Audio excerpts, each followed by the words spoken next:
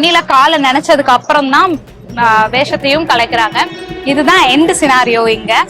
ஆனா இவ்வளவு நேரம் நடந்ததை பாக்குறத விட இந்த இடத்துக்கு வந்து மக்கள் அதை செஞ்சுட்டு அவங்க நிதானமா உட்கார்றத பாக்குறதுக்கு எனக்கு ரொம்ப அமைதியா ஃபீல் ஆகுது. முருகர் சூரசம்ஹாரம் செஞ்சுதான் நம்ம எல்லாருக்குமே தெரியும்.